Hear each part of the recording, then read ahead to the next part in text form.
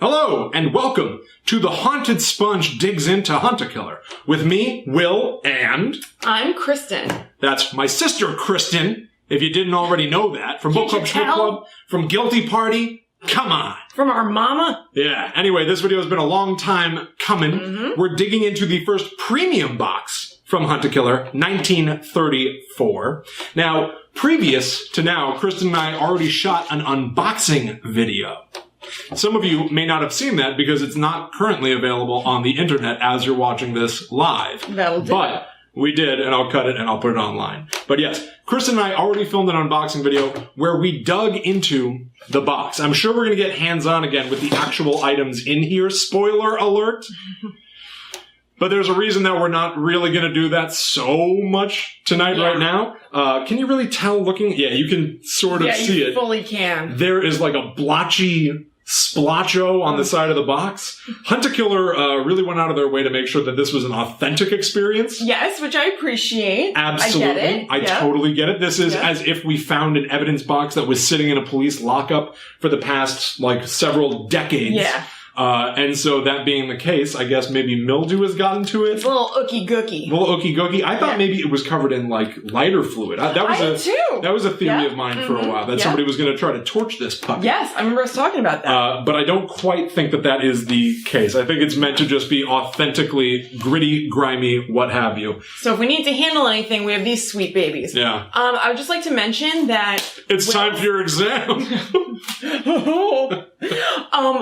So Will's wife Allie had these because she does crafts and things like that. And Will was like, oh, good. You know, today I was thinking about how I could sneak into a hospital to steal some. Like, you can't buy... When you're right, you're right. Well, here's the thing. Actually, it's so weird. We've said this in a few places before, but one of the reasons that we were really looking forward to this box, one of the reasons that we're tackling this one together, is because 1934 is... weirdly coincidentally, and pretty perfectly, the year that our father was born. Our dad, Richard Rogers, who was massively into mysteries, Sherlock Holmes, Ellery Queen, everything. He's the reason that we're into it as much as we are. He passed away last year. Prior to us ever knowing anything about Hunt-A-Killer, he would have loved this. Oh, God. And so, I don't want to start the waterworks. Yeah. And so... You know I'm susceptible. We both... Oh, I know! We've both been really pumped to dig into 1934. So it's taken us a while, but we're finally here. But so, yeah, one of the reasons that I was like, oh, I'll sneak into a hospital to get gloves is because when we were in the hospital, they had them all over the place. I was like, all I need are like 4 gloves. Yeah, but William, you could like buy... And also... Like, I do hair. I have access to gloves. You can just buy them. It's so weird. You can buy them at, like, CVS. Well, I did not Sneak want into to. a hospital. I mean, to be fair, when I say I thought about doing that, it's literally for about 5 seconds. I was like, I could just go get them. I know. And then I obviously didn't do that. I know, it's a ridiculous thought. They're like, how could I access gloves? You're ridiculous, to a hospital. and I'm a master thief. So, I would like to see you. Joke's on you. Yeah. Yes, I'm the doctor. Or climbing up a pipe outside like Miss Piggy. Yeah. In the Great Muppet Caper. Absolutely. Or like another person who's done that. Yeah, people have done that before. Yeah. Hi, I'm Dr. Salazar. Yeah. Oh. Foreshadowing? Yep. Or flashback. You be the judge. So anyway, because the box is so gritty, grimy, greasy gooky, I literally went through and took photographs of every item, every document. Exhaustively cataloged. Yes, I did. Yeah. I made a great job. I made copies. Literally, so that we would not have to touch anything in the box unless absolutely necessary. But can we spoil, since this is a spoiler cast, can we show to the people at home real quick? Do you want to show them? Yep. I have my glovies on. One of the, any item. Sure. Any item really, because each of them tends to have a story behind them or some hidden truth to them. And by story, do you mean gook? Well, yes, they're all covered. I mean, again, that's really cool. It's like very detailed. Like this was actually in a police precinct or wherever they keep these things. Like, that's what makes the 1934 box different and cool. Yeah. And I get this kind of different and cool that you must handle. Well, you don't have to, but like this is what a real copper would do. It is really well done. I'm pretty much a cop right now. Yeah, you are a copper. Okay. So this is a weird burlap sack. Yeah, try not to dangle it over my computer. Okay. Yeah, it's a burlap sack. I've already checked. It is completely empty. Yeah. There's nothing inside it. Fragrant. Yeah. This is a pack of matches. It's from the Matron Rouge Hotel. The Madame Rouge? Yes. I can't read it. Yeah, it's all crinkled up. 'Cause it's I think it's Matrone. Okay.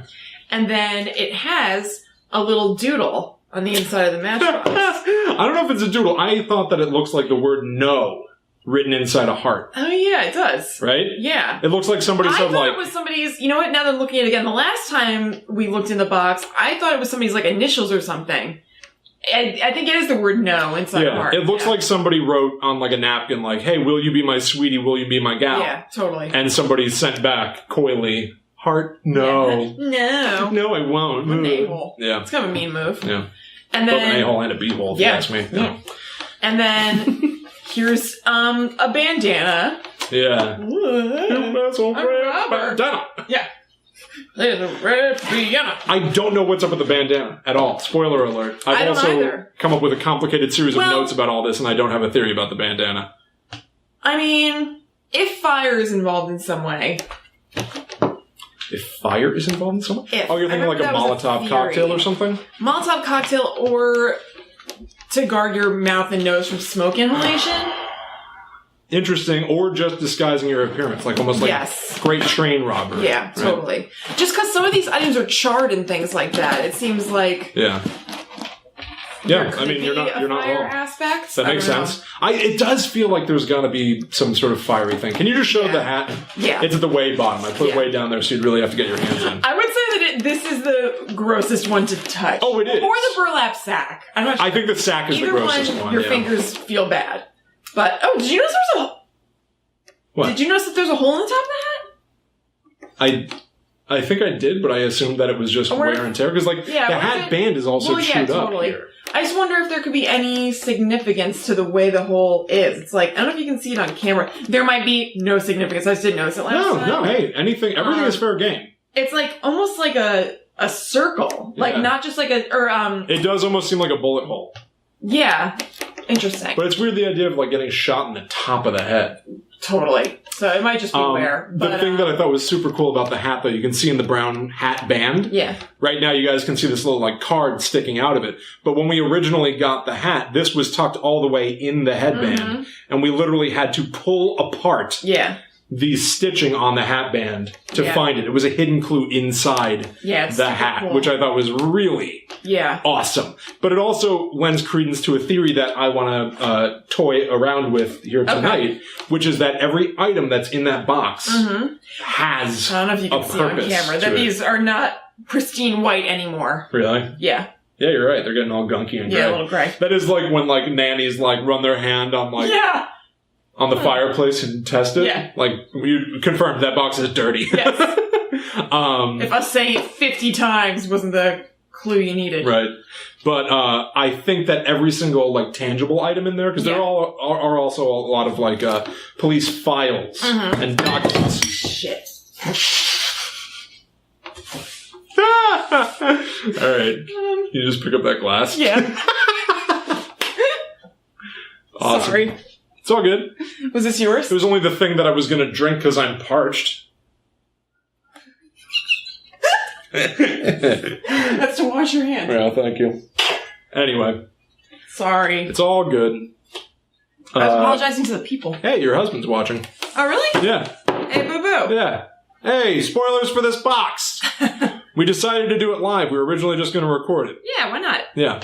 So anyway, I think that everything in the box, if it's an item, I think there's a hidden purpose for it. The hat had a hidden thing in the band. Yeah. There's a flask in there that has a hidden charm inside. Yep. I think there might be red herring items. But for the most part, my theory is this. Yeah. Because usually when I do these shows, if I talk about like the other Hunt-A-Killer boxes, I break things down as being like what's part of Hunt a Killer the game and what's part of Hunt a Killer the company. Right. And for the most part, for this premium box, I think that they want you to just be like, wow, look at all this stuff that's in here. And mission accomplished. But also, I think that if they spent the time, money, and energy, like, scuffing up an old hat, there's going to be something very, like, specific that you have to figure out about the hat. Yeah. So, like, the bandana, I don't know what it's for. I know. And there's not, like, a mark on it. Or I know. I remember we looked. There's, like, nothing. There's a yo-yo in there. Yeah. I don't know if it hides something. That yo-yo's really getting me. I almost want to break it apart. Because there is a reference in the notes. Let's get into the story. Okay. Because we're talking right now about, like, what's in the box and what it feels like. Yeah. But the story, well, hey. I know. But you're right. That is what we're talking about. The tactile element is worth noting. Sensory experience. But what we're going through, this is a box that essentially details the final days of a man named Finnegan Vladislaw Kowalski. Yeah. He was a cop in the 30s. His wife and son were murdered. And then he was let go from the police force due to budget cuts, they said, at least. And then he turned up dead, as far as we know. Dead. His death was ruled, because I was going to say murdered, but we're going off of that because it's Hunt a Killer. Right. But as per the official police report, he was found dead of natural causes. Right. But that is not possibly the case. No. So, everything that's in this box... It'd be really weird if the end of this was like, it turned out this guy had really bad asthma. Yeah, exactly. He had a bit of a murmur. Yeah, I'll be damned. So, it happens every day. Hunt a murmur. You know? Oh, hunt a murmur. Oh, that'd be great. Yeah. Hey guys, hunt a murmur. Get on it. Anyway, check yourself for murmurs. So, anyway... Murmur is such a cute and nice sounding word for a not good thing. Yeah, you have a murmur. Oh, okay. That's great news. That's nice. Yeah. It's not good news. No. So anyway, he was found dead, but the police report says from natural causes, which can't possibly be right. We have reason to believe that people that are involved in a crime family, the Batusia crime family, may have been... They might be behind the death. And it seems like the chief, is it chief or is it like... Captain. It's Captain. The captain changed his name from Batusia to Brown. So here's the thing. I went ham on this box. Yeah. Not only did I document literally every single clue across like 50 pages. It's amazing, Will. I also went through every single clue in the box and documented them with my theories. Oh my god. Not only did I do that, I kept track... What an amazing Rosetta Stone. I kept track of every single date that is referenced. Evidence box. Greasy. Why? That's what it says. Greasy ... Why? But why? Well, hey. Anyway, go ahead. This was based off of just like being like, here are my thoughts on it. No, this is... amazing. So I did not know that you did that, but that's very funny. But not only that, I also took every single date that is referenced and put them in chronological order. William! And I learned some stuff. Tell me, because I think this is awesome. Yeah. I also find it overwhelming. Yes. So that was my thinking. That's part of the reason that this video has not come out until now. Yeah. It's because there's so much, and with this and the monthly boxes and the Haunted Hunt, it just has not been possible to wrap my head around all of this stuff. But so, we're gonna go through this now. If you're watching live, you're not gonna be able to see what I'm showing you. If you watch the final version that I put up on YouTube, I'm gonna try to include, at least links to these documents that I've put together, including any edits we make through the night. It's like really good and detailed. I hope it is. Yeah. But I also might drop in some screenshots so that you can see what I'm reading as we kind of go through it. But so what I want to do, at least to start, and I don't want to be boring about it, but there's so much in this box. Yeah. I want to make sure that we're on the same page and that we're familiar with everything that is in this box. So what I've done is my notes here go in the same order as our printouts here. Of course they do. All right. So just make sure that as you scroll through your printouts that you don't lose your place. Okay? Oh, I'll see that. So clue 1 is the box itself, right? Greasy, ... Why? Why? Don't have an answer, turn the page. Yeah. Wait, this is awesome. All right. Now, these next 7 pages are what I'm essentially calling File 1. The Kowalski files. File 1. The Kowalski. Okay, go ahead. Well, it's about the Kowalski Coming up next on the Kowalski Files. Yeah. So these are documents that seem to be about police captains, two of them, investigating Finnegan Vladislaw Kowalski, as well as his family's sandwich of a name. Murders. Yes, it is. So, page 1, January 10th, 1934. Now, this is written from someone named JJ to Captain Browning. Yeah. And in this document, it appears that Captain Browning requested information about the murders of Beth Ann and Jonathan Kowalski. Finch, the guy whose death we're investigating here, his wife and son. Right. Beth Ann Kowalski. Yeah? I was just gonna... Oh, you're gonna try to put your coat away? Yeah. Guess again, chump. We're in the front room for some reason, and then when I walked in here, you're like, oh. And not so much. Talk show headquarters. Ain't happening. What's the matter? Oh, I spilled. Incident? Okay. Yeah. Oh, I piddled. Sorry. It really looks like someone had an accident. I didn't know it was there. I forgot it was there, and I put the box. Well, it was an accident. Yeah, it was. It just looked like a special kind of accident. Yeah, different kind of accident, yeah. It was pretty special. It was. Well, I just have to tell you, you are certifiable. What? I'm a detective, I'm dear. listening to your info. I'm a detectivo. What? Detectivo. Detectivo. DTTV. Will. Down for TiVo. So Captain Browning, it seems, requested information about the murders of Finch's wife and son. Beth Ann Kowalski, nee Cameron. Nay, I think. Whatever. She had a bruised neck suggesting strangulation. Her necklace was broken. Yeah. That is the charm that I think is in the flask that makes a ton that of we'll sense. find later. Yes. Her eyes were gouged out by hand. Yeah. And we have photographs showing it. Yeah. There's a bloody towel on the dresser. Jonathan, their son, was found naked in a crawl space under the floor. He possibly froze to death. Yeah. His yo-yo was lying on the floor in the room above. All right. Did we speculate this at all already about the yo-yo being the murder instrument? Strangulation. For we didn't. Beth Ann Kowalski? We didn't, but that seems like an obvious one that it's weird that we hadn't thought of. I know. Well, that's what I think. I think there's just so much volume in the box that these things can kind of fall through the cracks. Yeah. So doing this makes it a lot more narrative. Right. You know? Interesting. Yeah, my thing with that, though, would be if she was strangled with a yo-yo. Right. I almost feel like that would mean that her neck, I guess, would your neck be bruised from that? When I think bruised neck, I think hands. Yeah, I think But I love the idea of it being the yo-yo. Bruised neck suggests strangulation. It could be a long, I guess you're right. I wonder if that yo-yo string would snap or if it would be covered in blood. I know. I don't know. I don't know. I think it's a great theory. Right? There is a picture of the discarded yo-yo. Well, no, of her. Oh, you're right. All I remember are her eyes, but maybe... Yeah, the yo-yo on the ground. And then she... Oh, okay. No, it does look... This does not look like a yo-yo. Yeah, it looks like hands. You're right. It looks like hands. It's hands. So anyway, the room was tossed. The clock was broken. There was a broken curtain rod on the window. Finch was out drinking when the murder occurred. Seen in the vicinity of the Madame Rouge Hotel around 10:30 p.m. It's apparently his usual habit on Tuesday evenings. All right, page 2. Again, this document is to Captain Browning. And try to keep it straight because there are two captains. Yes. Also, I hope that these documents are in order. Because the way they're in the box, they're all scrambled up. So anyway.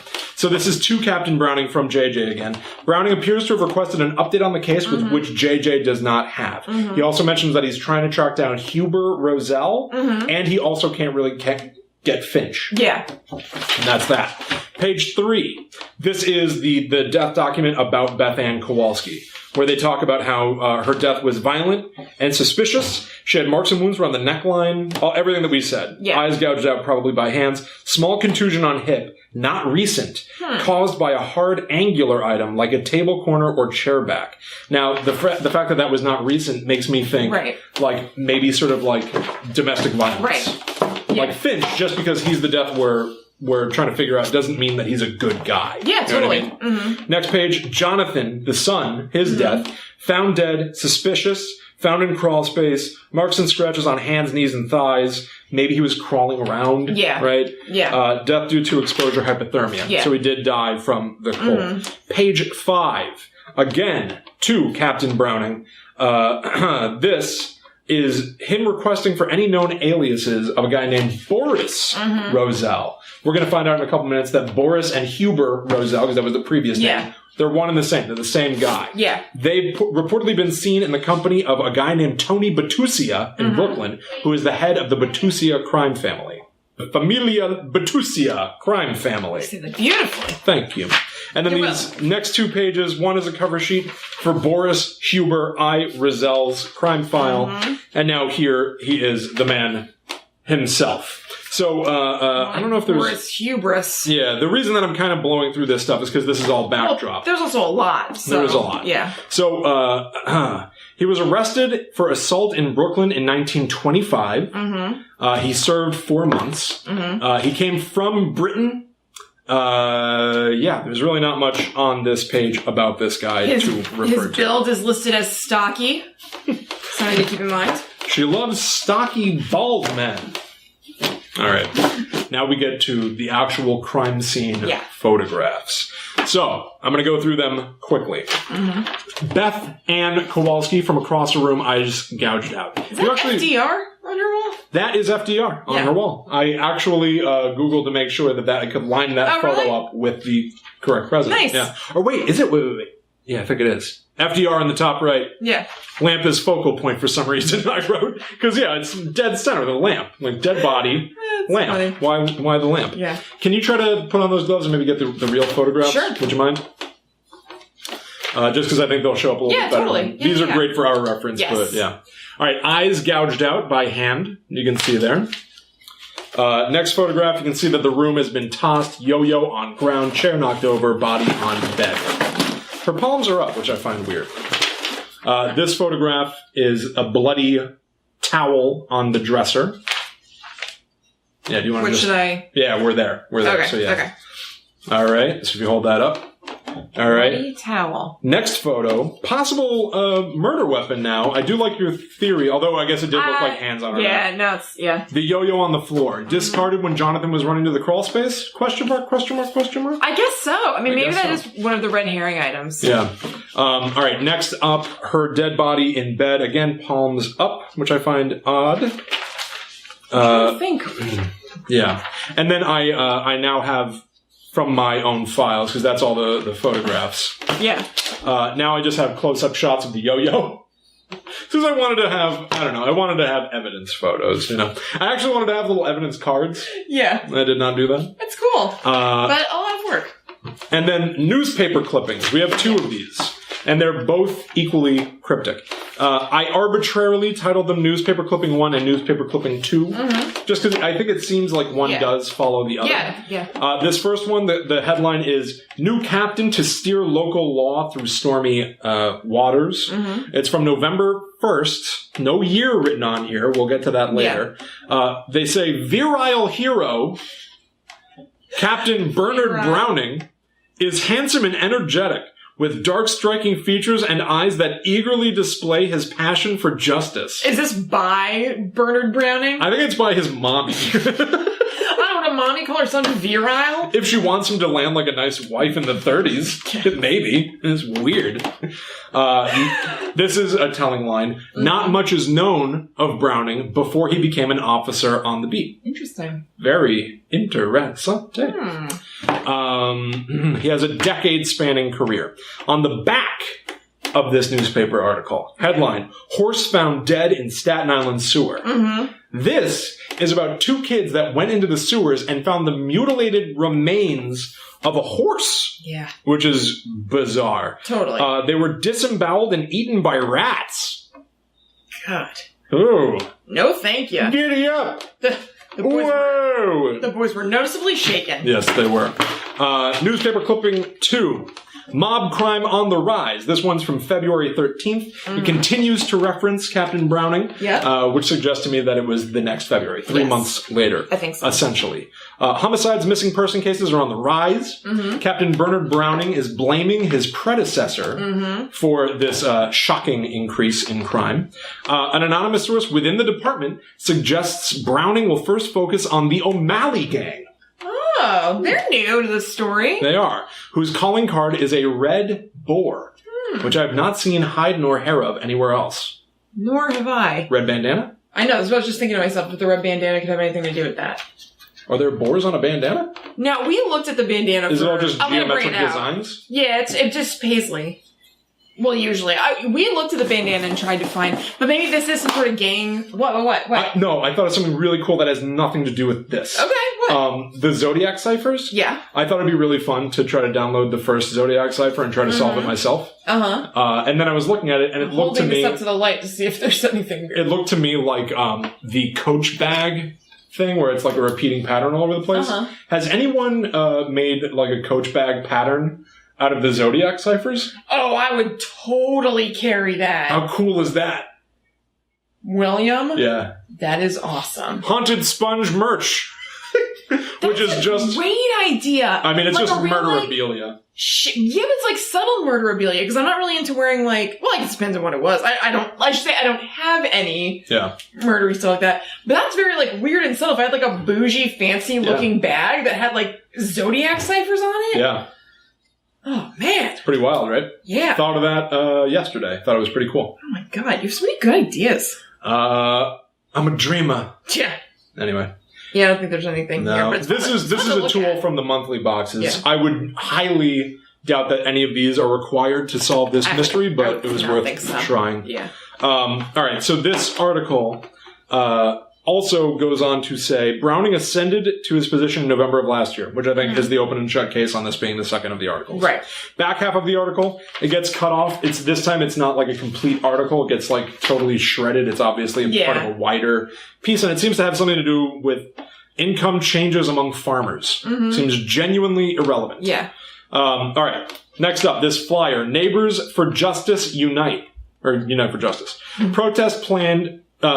it calls for people to protest the planned cuts that are being made in the police force. There's going to be a gigantic mass meeting sponsored by Concerned Neighbors Committee at First Presbyterian Church Sunday, January 15th, 1933 at 3 p.m. Save our streets, protect our neighborhoods, keep our children safe. I confirmed that this date is a Sunday. Ah, very good. Best I could do! Yeah. All right, now we begin what I'm calling File 2. Cool. Okay. Page 1, information about our man. Finnegan Finch Vladislaw Kowalski, born, try to remember this. Okay. February 14th, 1893. Okay. I'll try. Valentine's Day, 1893. Yeah. 9-3. Yes. Okay. Top 10% of his class. I found a discrepancy. Why don't we just jump to it so that we have it for comparison? The final page of this file is his death certificate, where his birthday is listed at the top as February 14, 1899. Now, interesting. I have no idea what it means. It's a 6-year discrepancy. Yeah. Interesting. I don't know what it means. This document, his death certificate, is suspicious for other reasons. I have reason to believe that it's somehow been doctored. Yes. But I don't know why they would bother doctoring his birthday. Yeah, it's weird. It makes me wonder if it's not even doctored, it's just complete, or like not. It wasn't an existing thing that was doctored. Yeah. It was like somebody completely created it out of thin air. Like the death certificate was created by somebody who was like in on doing something shady. Maybe. I don't get it though. Like it almost feels like it's just a typo. Yeah. But in a mystery like this, like typos can throw you off big time. Makes me think that it's got to be there for a reason. I would imagine that it is. We have a list of his honors and awards that he's received. I'm not going to go through them, but he's got a bunch of them. Now we have... This is what I believe is the previous captain. Okay. Captain Joseph Goodwin. Can there only be one captain at a time? I think so. A lot of my theory is based on that. I think so. Because Browning is like, I blame my predecessor for the rise in crime. Yeah, I think so. So you replace him. Okay. Yeah. All right, good. We'll have to talk about this. Yeah, there's not like... Commissioner Gordon doesn't collaborate with like Commissioner, Johnson. Yeah, you're right, but that's commissioners. Yeah, but I think same... kind of. But like you can have like two like beat cops to this. It's not like everything replaces. But I think maybe once you go up the hierarchy, you know what I mean? Like there's only one king. Yeah, I mean you're all right, except for Tenacious D, 2 kings. You're right. 2 sick, timely references. Totally.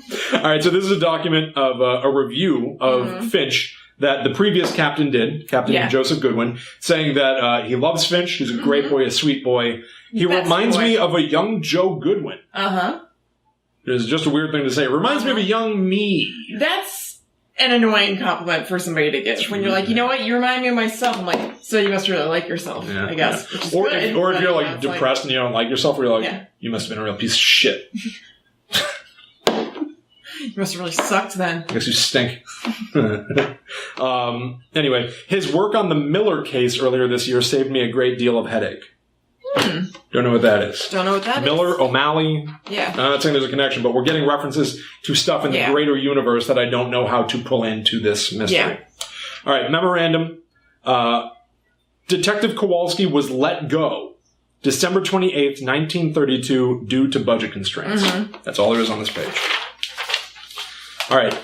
Now it's a review of Finch by Bernard Browning. Yeah.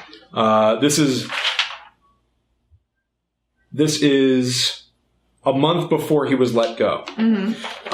Bernard Browning does not like Finch. No. Bernard Browning has just risen to power. He has just replaced Chief Goodwin, Captain Goodwin, and he is saying he took leave unannounced to attend a burlesque matinee. He drank too much at the inaugural ball, acted like a fool.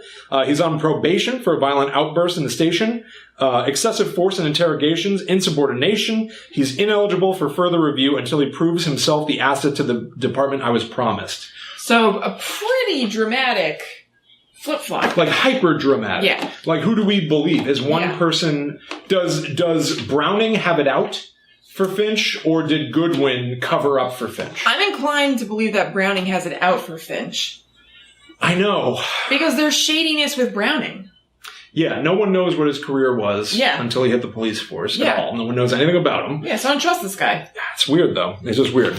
It is weird. I'm not denying that. I'm just saying I don't trust... I have reason to not trust Browning, and I don't have any reason to not trust Goodwin. Yeah, you're right. Well, you're right. You're right. This is when he took medical leave because he got stabbed in the stomach with an ice pick. Happens. While attempting to subdue a demented person. This is a review done by Joseph Goodwin. These are definitely out of order. Kowalski has achieved the esteem of his peers, blah, blah, blah, blah, blah. He no longer has issues with chain of command. I'm happy to have him here. Yeah. So another positive review from Goodwin. I think if I remember correctly, just in the beginning, Goodwin said he had some problems with chains of command, and then the reviews of him got better and better. So it's really weird that all of a sudden, when Browning got there, then he sucks. Yeah, you're right. And then this final page of what I'm calling file 2 is where we talked about the death certificate. The birth date doesn't match the birth date that we received previously. This is a death certificate filled out by Dr. Stephen Krakauer, MD.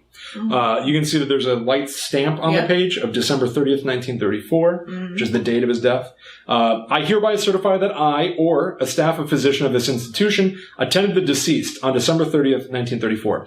I further certify that the death, in all caps, was not caused directly or indirectly by accident, homicide, suicide, acute or chronic poisoning, or in any suspicious or unusual manner, and that it was due to, all caps, natural causes, more fully described in the confidential medical report filed with the Department of Health. Witnessed my hand this 30th day of September 1934. Kind of like that. Witness my hand. Witness my hand. It's kind of sweet. It does. It sounds like something a serial killer would say, though. Yes, definitely. Do you see? Yeah. Witnessed my hand. But so the typeset in this is all over the place. It's not written straight. It's written all like... Yeah, super wonky. And the fact that he's being so, like, it feels defensive to be like, his death was not a homicide. Yeah. It was natural causes. Yeah. Seems a bit like... It's weirdly emphatic for something that should just be, like, a fact and cut and dry. Yeah, it feels like the lady doth protest. Yes, agreed. Next up, we have this photograph of our boy Finch in front of a flag, or at least, I have no reason to believe that this is anyone but Finch. Yeah. It doesn't have a name tag. Yeah. Now our buddy lying dead in the street. Mm-hmm. My feeling on this was that he's slouched over with his knees pulled up to his chest, with his hands clasped around each other, almost as if he's trying to protect himself, right? Like, can you imagine if somebody was trying to kick him? Yes, I would say it's like somebody was above him trying to kick him. Yeah. Yeah, it's like a defensive position. And yet, natural causes. Right. Now, he could have been curled up for the cold, but that still doesn't feel quite right. He's covering his face as well. It does seem like there are these dark pools. The real photograph is also black and white. Yeah. I wonder if these dark pools are a liquid, perhaps a blood. Right. But we can't tell just by looking at it. Our dirty hat buddy now. We're going to roll through some of the physical clues. We're going to finish this pack, and then I want to like actually get into the clues and just talk it out. But so, dirty hat, secret thing in the headband. It says, Teva Dona Batusia Recordes. And what I was able to translate that to, Teva Dona is possibly Catalan for your woman. Batusia, meaning Tony Batusia, the man that we already heard is the head of the Batusia crime family. Yeah, that seems pretty obvious. And Recordes is Portuguese for records. Huh. Interesting. So your woman, crime head guy, record it. You record it. And in different languages, potentially. Yeah. Best I could do. Yeah. I don't know. We now have this page. See the amazing Helen Katrina Murphy. Song, dance, humor, the one-woman act of the century. Now, we've got the Miller case that Finch helped out the previous captain on however long ago. We've got the O'Malley gang, and now we've got Katrina Murphy. Yeah. I'm not saying that these things are, like, all connected or anything, but we just have so many other people that, like, don't seem like they're really major players that I just don't know what really to make of them. Totally. What was the last name of his wife previously? Something with C, I think. Right? Cameron. It was Cameron. Yeah, so not Katrina. Yeah. So yeah, I don't know. Yeah. There's not a date or anything. I wonder if this is the your woman referred to, Teva Dona, your woman. I kind of assume that. We have this Twin Peaks-ish item, which is a napkin with a little sketch on it of a happy piece of pizza. Yeah. It's just a triangle with little stick figure hands reaching out. It's the only thing on the napkin. Yeah. I even opened up the napkin to see if there's anything else. Smell the napkin? I smell the napkin. I lick the napkin. I dab my mouth with the napkin. Nothing? Well, I had a delicious calzone. Yeah. So, So there's something on it now. I was happy to have that napkin. Yeah. You left evidence. I'll tell you that. The bandana? No idea. Flask. There's a flask in that box. A real flask. And it jingles around because there's a teeny tiny bead. We're not going to be able to show it well on the camera either. But you can see there's this bead that is a closed fist. I'll give it a jingle. I don't know. I tried to see if it would even, like, relate to the photograph. Yeah, that's it. And I tried to see if I could match it up to any photographs that we have. No. Best I can do is it was Finch's flask. We know that he liked to drink a lot. Maybe. Well, you know what's in there. Yeah. Maybe that is the a bead from his wife's necklace that we know was broken when she was attacked. Right. Don't know. Yeah. We have this puzzle box. You have to slide it open one panel at a time. And when you do, you are rewarded with this telegram from Postal Telegraph Commercial Cables. August 24, 1934. Brown. Period. Or I should say it like old-timey. Yeah. Brown, stop. Not who he seems, stop. Last name, Batusia. Stop. Find mistress, stop. Expose all before accident. What accident? Here's my theory on this. Okay. This seems to loosely also be able to be translated as Teva Dona, Batusia, Recordes. Yep. Mistress, Batusia, Records. Yeah. He got this telegram. Yeah. We'll find out how in just a minute. Yeah. And then he tried to make a note to hide in his hat. Yeah. Okay. In case he turned up dead. Yeah. However, he turned up dead before he would even get rid of the box. Yeah. Best I can figure. That's a good theory. We already talked about the matchbook that says no in a heart inside. We already talked about the bag. And the last clue is the only one that we have that actually records Finch's thought process. It is his own notebook. Yeah. which is really cool. And creepily is written in basically Will's handwriting.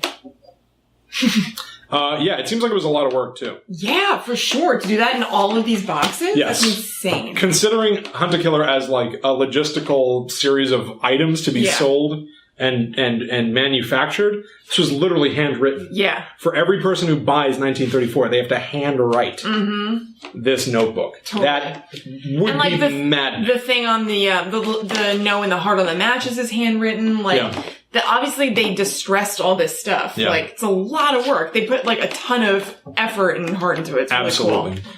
All right, let's go through this notebook super fast. Okay. There's a punch to the top corner with twine wound through, like newspaper twine, which leads to a loop on the end. The back cover is ripped in half. And then here's a quick breakdown. I'm just going to read it super fast, so just bear with me. Yeah. I have notes on like what happens on each page, but I'm not going to say that right now.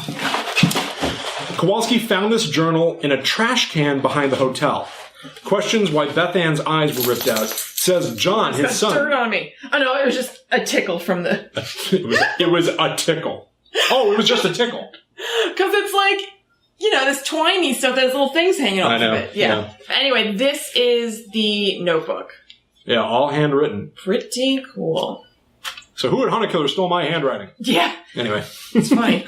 So he says John apparently had a habit of hiding in the crawl space when scared. Weird. The word bed is in bold. Possibly written sharply over an erased word. All right.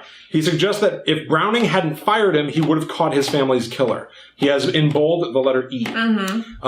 He has a friend in The Old Canary, couldn't really read it, who has Johns that run in dark circles. She'll keep an ear out for me.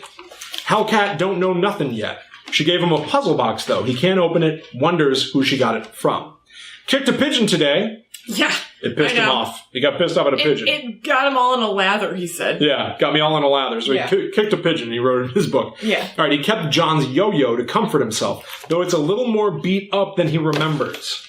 Oh, okay. Which lends credence to your murder weapon theory and makes me think that we should break apart that yo-yo. Yes, I agree. We're just going to get it. All right. Huber likes to visit the hotel, Boris Huber, the guy who's connected to Tony Bertuzzi. Wonder if he gave Kat the box. Finch wishes he had his gun. Again, Kat is that Katrina singer lady. Oh! Hellcat, Katrina. Yeah. Bam! Bam! Well done. All right, so she has Johns and stuff, too. Yeah. So she's a singer and a lady of the night. I guess so. All right. He's drinking too much and he knows it. He found an old flyer from that old protest. Browning again. Browning. So that protest, protest budget cuts thing. Yeah. I wonder if he remembers it because it's like, well, they tried to protest the thing that I got fired, anyway. Right. Or if it really had personal significance to him. Right. I don't know. Yeah. There are two ways to read that. All right. Finch saw Huber and Kat making out. Wonder what she knows about him. Finch told Kat about Huber. What specifically? He says, I told her about Huber. Yeah. She seemed surprised but not shocked. Huber gives her things to hold on to for safekeeping, and she does it as a favor to cash in later. And then he says, that tomato knows her onions. Really? He says that. I don't remember that. Met another bum. A guy named Sammy Jamroot. That's such a good name. Sammy once robbed Finch. Now he's helping, possibly out of guilt. That made me think of Memento. Yeah, I've never seen Memento. She will help you. Do not trust her or whatever. Oh, sounds scary. You should really see it. It's a good one. Yeah, no, I've made a lot of references around you. I know. And then realized well, there's some. Oh, no. There's some references to it that I know because it's such a big deal movie. There was a Remember Sammy Junkus reference I made on Schmook or something where I was like... Sammy Junkus? Yeah, if you saw the movie, you'd know exactly what I mean. But there was something I think it was on Book Club, Schmook Club, where we were I was like, yeah, remember Bruce Wayne. Remember him. He's an interesting guy. Remember Bruce Wayne. And I kept muttering it, and then realized that, you were just you had nothing to hold on to. All right, Betty's pendant got your nose. Why? She inherited two things from her mother, Mrs. Cameron. This and a copy of the Divine Comedy. What's she done with it? He wonders. I don't know. All right. Confirmed. Huber gave Kat the puzzle box and told her not to open it. Yeah. Saw Sammy in a bar. Couldn't get in. Asked for Huber. Got the boot. Goon had an accent. European. I asked Kat to work some illegible, couldn't read it, magic with her pal to get me in.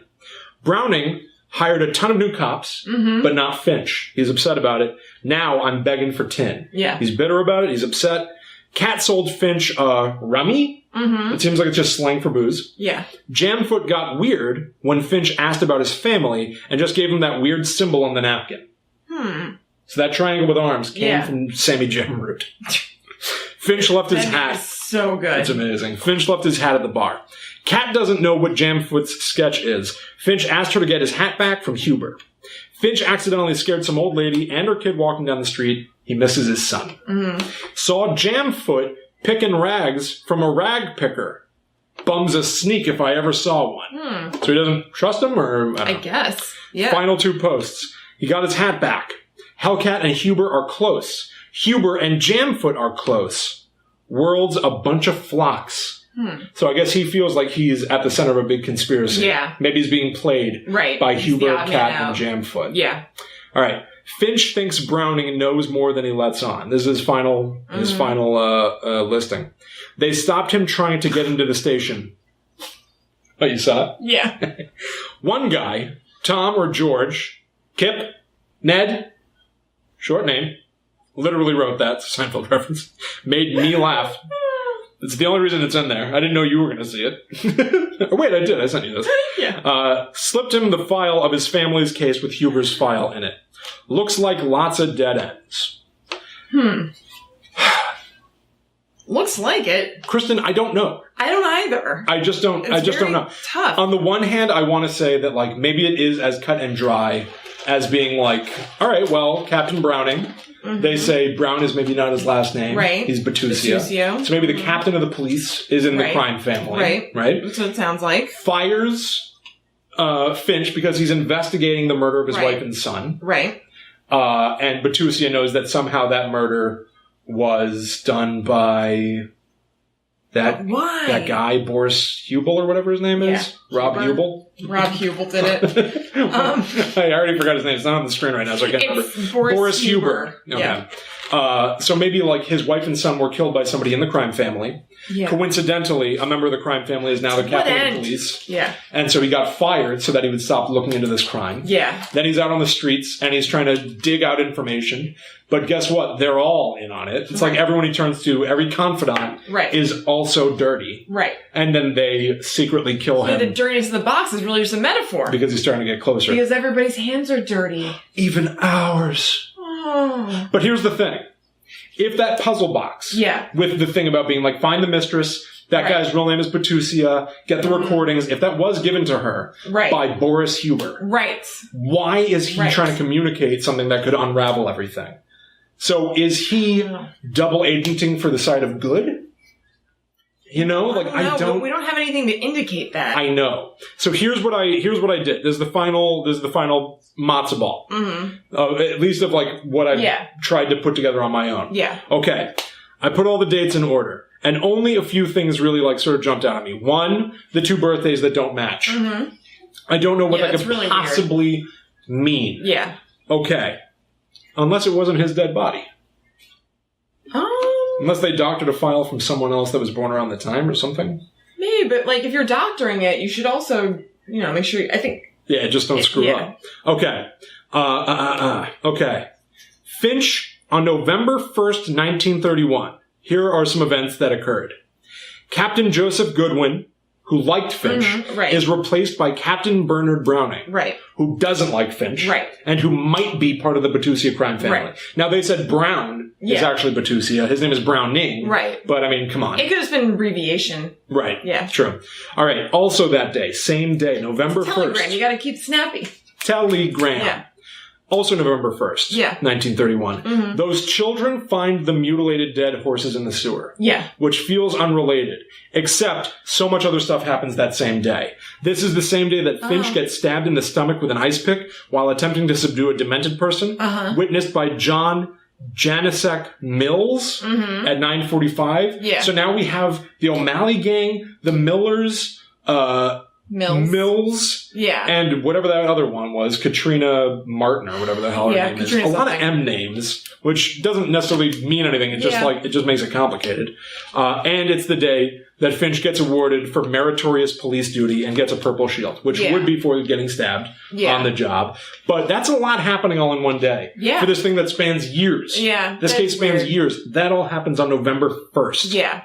Nothing else happens on exactly the same day. Mm-hmm. By the way, I don't think that we have an exact day for the murder of Finch's wife and son. Yeah. But, okay. Finch is let go, 1 year later. Here's something that I found confusing. Mm-hmm. All right. Captain Bernard Browning, is made chief of police. On February 13th, Captain Bernard Browning blames the previous chief, Goodwin, for the rise in murder and missing persons. Says he's going to crack down on the O'Malley gang. Yeah. Captain Goodwin says Kowalski is one of the most effective officers. He no longer has issues with chain of command. That event took place on May 5th, 1932. This is after he was already replaced by Browning. What the hell's going on? Yeah. Okay.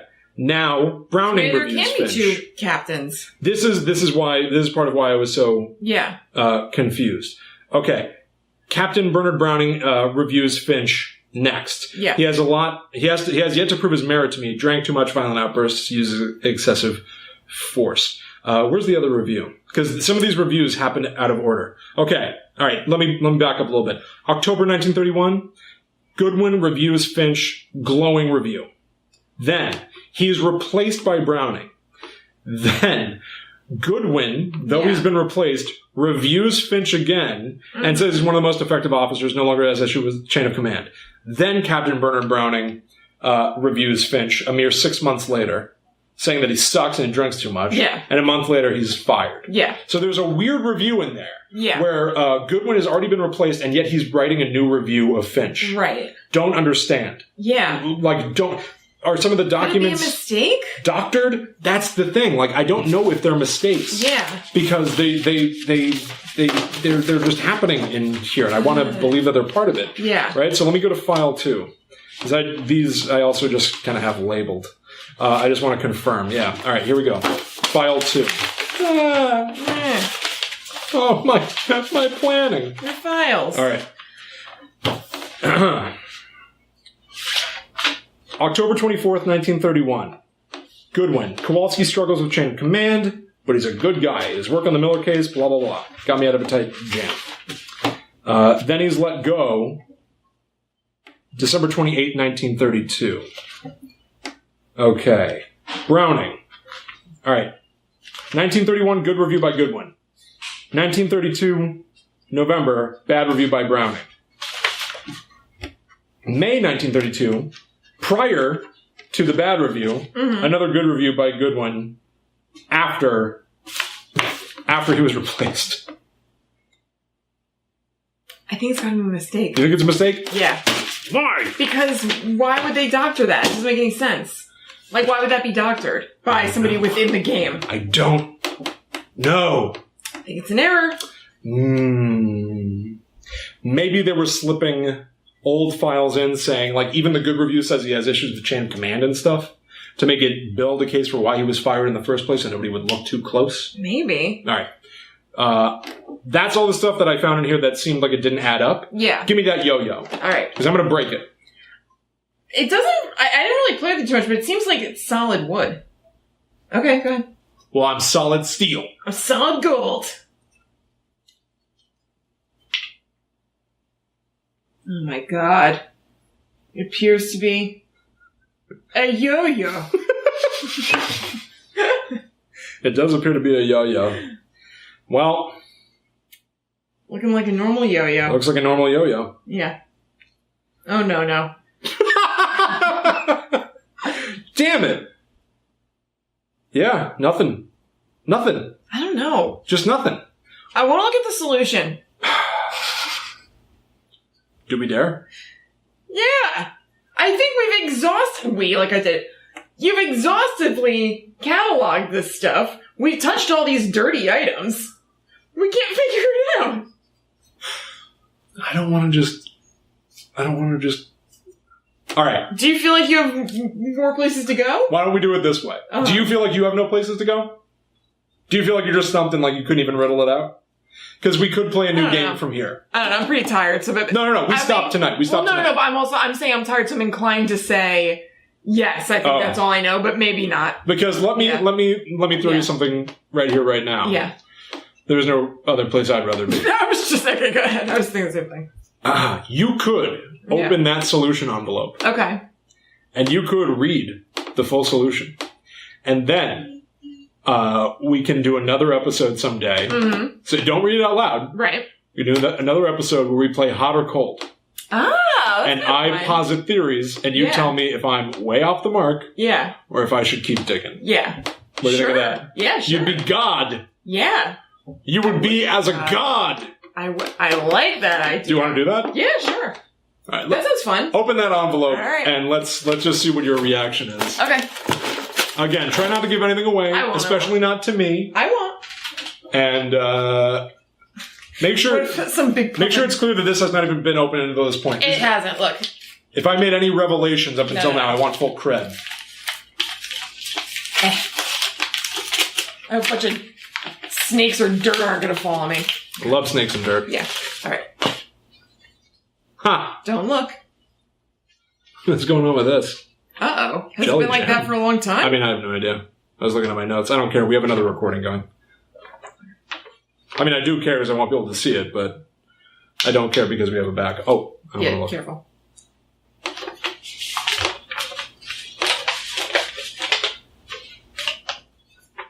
No, it has not been. I think somebody was just being screwy. All right. I want to see what you guys are saying in the chat while Kristen's reading this thing.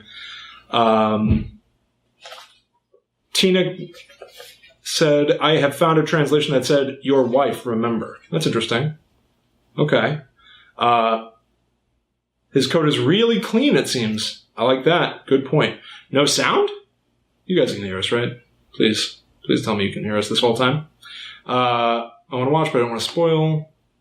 Right instinct. Hope you guys enjoyed this show. We've been going for a long old time here. Your husband said sup a while ago. Hey, baby. Sup, bro. I want to watch it so bad. Yeah, most people just don't want to get spoiled. I knew it. Like, I knew that was going to happen, right? Mm-hmm. Just Stokes. LOL, we kept calling him Jelly Jam. We also believe that Jelly Jam rolling around the rag cart could actually be a dead body. Oh, that's pretty cool. Yeah, I don't know. Guys, I do want to say, because I think one way or another we're going to wrap things up. Yeah, why don't we just say goodnight? Oh, because... There's a lot to read? A couple, 2 pages front and back. All right, fine. All right, you guys. Then we are going to call it quits here. Kristen's not even going to give you a hint of how she feels. No. You're going to have to see at some point in the future. Figure it out. When she gets to be like a god, pulling the strings. Or maybe if you're like a body language analyst and you just watched me for a couple of minutes, you already know all the answers. But wait. If I just wrapped around and pulled, I could know the secrets. You gonna cut there? I don't like what this is doing to me. Everybody go to talkbomb.com. Check out the other productions that we do there. You can check out my, every Sunday night, I do a live show called The Haunted Hunt on facebook.com/huntakiller Inc. This Sunday, we're going to have a segment with Chrissy here. Yeah. If you haven't had enough tonight, we're going to have another segment of Guilty Party, our mini segment pseudo podcast, where we sit down and talk about serial killers. We're going to talk about one of the inspirations for John William James from Hunt a Killer, the standard monthly boxes. Yep. But also, Kristen and I host a weekly podcast called Book Club, Schmuck Club. We read books. We give away everything that happens in the book. So if you didn't read along, no big deal. Go check that out if you enjoyed our conversations here tonight. Subscribe on iTunes, Stitcher, Google Play, whatever. Talkbomb.com has everything you need. Talkbomb.com/schmook, SHMOOK, has everything, including a list of all of our bonus shows, which you can buy in our bonus show store for 50 cents a pop. But if you guys have any thoughts about this, please drop them in the comments. Subscribe to Talkbomb on YouTube, youtube.com/Talkbomb. I just got that URL.